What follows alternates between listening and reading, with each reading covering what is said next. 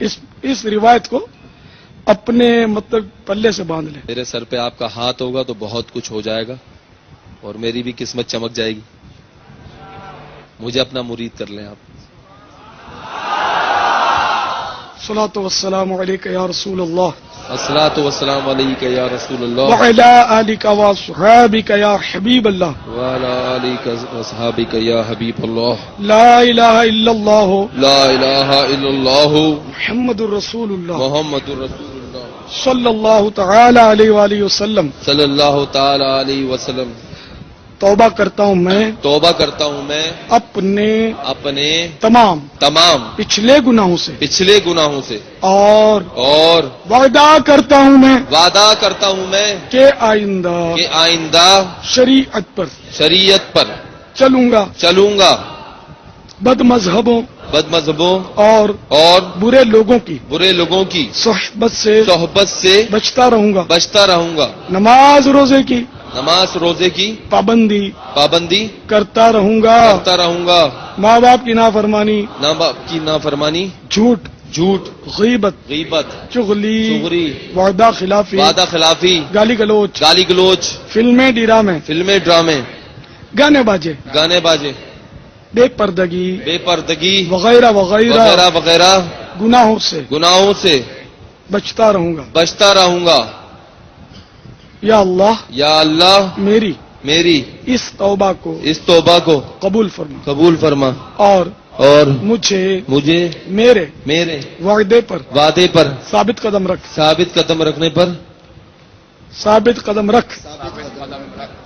مرید ہوتا ہوں میں خاندان عالی شان قادریہ رضویہ میں نے اپنا ہاتھ آپ کے ہاتھ میں دیا اور آپ کے سریعے سے سرکار بغداد حضور غوث پاک رضی اللہ تعالی عنہ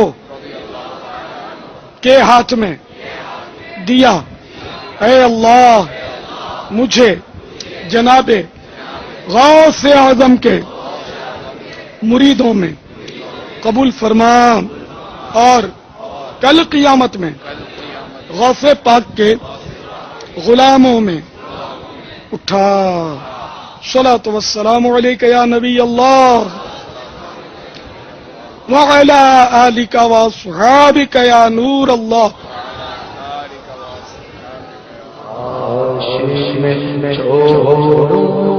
ہنسنا سانا سیکھا رونا رلانا دیوانہ ہو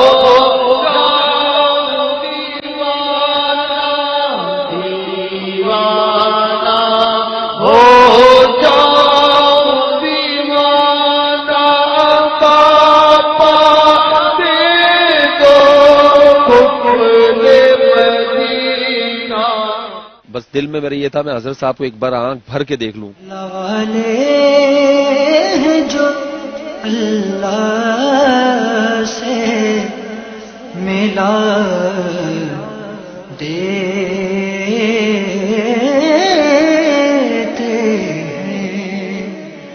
اللہ والے جو اللہ سے ملا دیتے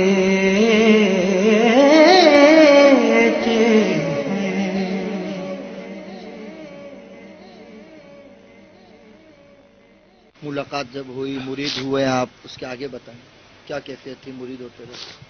بس یہی کہ خواب ہی تھا 20-25 سال سے کہ میں حضرت صاحب سے کیسے ملوں گا. آج سے 15-16-17 سال پہلے میں کورنگی بھی گیا, وہاں پہ بھی حضرت صاحب کو میں نے دیکھا نہیں تھا لائف, لیکن میں سوچا ہوا تھا کہ ایسے ہوں گے اور ویسے ہی نکلے وہ. تو چھوٹا سا تھا, نادان تھا.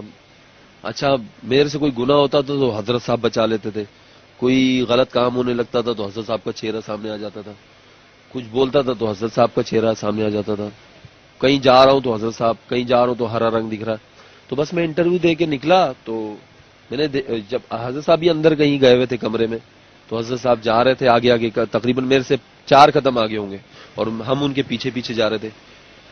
وہ بس چلتے چلتے اچانک گھوم گیا میری طرف. تو میں تو دیکھنے آیا تھا نا ان کے, میں ملنے تھوڑی آیا تھا. میں تو اپنی اتنی اوقات ہی نہیں سمجھتا, میری نسل کی اتنی اوقات نہیں کہ میں ان سے ملوں. تو بس وہ اچانک مڑ گئے, مڑ کے میرے کو اس طریقے سے کرنے لگے آج گلے لگنے کے لیے. عادت میری ہو چپ رہنا بابا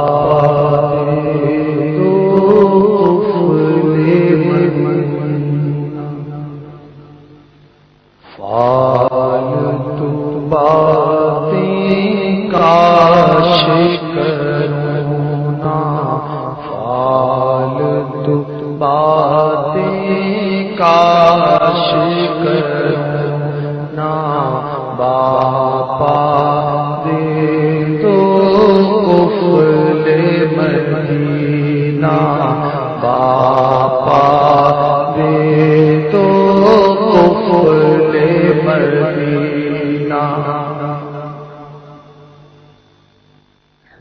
پھر ٹھنڈا ہو گیا تھا سمجھو, میرا سب دل کی دھڑکن وڑکن سب ختم ہو گئی تھی. کیونکہ ہم تو اولیاء کرام کے ماننے والے نا, بزرگان دین کے ماننے والے. ہم سے کیا خطا ہو جائے, کیا گناہ ہو جائے, اللہ تبارک و تعالیٰ کا ہم پہ سے کرم ہٹ جائے, ہم اسلام سے خارج ہو جائیں, کوئی ایسی غلطی, اللہ تبارک و تعالیٰ معاف کرنے والا ہے. لیکن ایک زندہ ولی ہے اس کائنات پہ, اس دنیا پہ بہت بڑا احسان ہے. حضرت صاحب کا اس کائنات پہ بہت بڑا احسان ہے. ہم کو سوچنا چاہیے, ایک وقت ایسا آ جائے گا کہ درختوں میں سے بھی آواز آئے گی دعوت اسلامی انشاءاللہ العزیز. آپ نے الحمدللہ امیر اہل سنت سے پھر ملاقات بھی فرمائی اور آپ کو تحفہ بھی دیا. پھر آپ کی گفتگو جو ہوئی اس کے بارے میں بھی کچھ بتائیں اگر.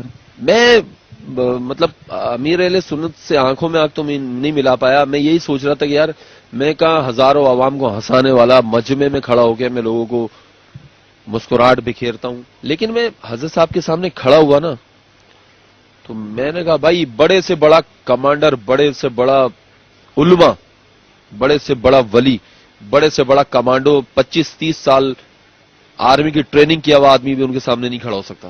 تو میں نے کہا یار یہ ہے تو بڑے لاجواب آدمی, حاضر جواب ہے, اور ہم بھی حاضر جواب ہے کیونکہ ہم کامیڈین ہیں. ہمارا کام حاضر جوابی کا, اگر ٹائمنگ نہ ہو, حاضر جوابی نہ ہو تو ہم ہنسا نہیں سکتے. آپ نے ایک خواب دیکھا تھا نماز فجر میں, آپ کو مرشد نے جگایا, اگر وہ بھی بیان کریں. میں سو رہا تھا تو مجھے کہنے لگے, آپ بتا دوں میں آپ کو کھل کے جو بات تھی.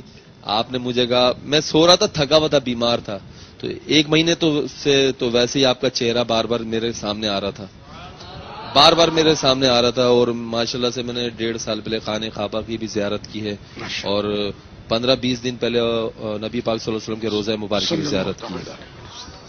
تو یہ سلسلہ چلتا رہتا ہے, اور میں کسی طرح جہاں میں دیکھ رہا ہوں مجھے ہرا رنگ دکھ رہا ہے, جہاں دیکھ رہا ہوں ہرا رنگ دکھ رہا ہے. تو میں ویسے بھی دل سے پکا سنی ہوں, اور ماشاءاللہ سے الہی خیرگردانی باحق کے غوث جیلانی محبوب زبانی قطب ربانی شیخ عبد القادر جیلانی رحمۃ اللہ علیہ کا ماننے والا ہوں. تو ہمارا خاتمہ ایمان پہ ہونا چاہیے. صبح میں سو رہا تھا تو پھر آپ نے مجھ سے کہا, اٹھ تیرا بیڑا پار ہوگا, فجر تو پڑھ لے. میں نے فجر پڑھی ہے. تو بس یہ آپ کی دعا چاہیے, بس میرے لیے دعا کریں کہ بس اللہ تبارک و تعالیٰ, ہم آدمی تو ہیں, ہمیں انسان بنا دے اللہ تعالیٰ بس. آپ نے دعوت اسلامی کے مرکزی مجلس شورا کے نگران حاجی عمران اتاری سے بھی ملاقات کی, انہوں نے بھی آپ کو ترغیب دلائی. مزید آگے کا کیا ذہن ہے آپ کا؟ تو بس یہ عمران اتاری صاحب بہت اچھے انسان ہیں, نفیس انسان ہے, بہت اچھے آدمی ہیں.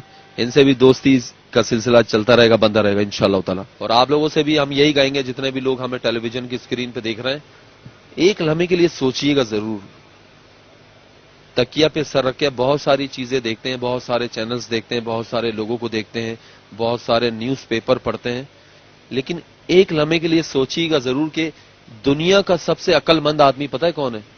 جو موت کی تیاری موت سے پہلے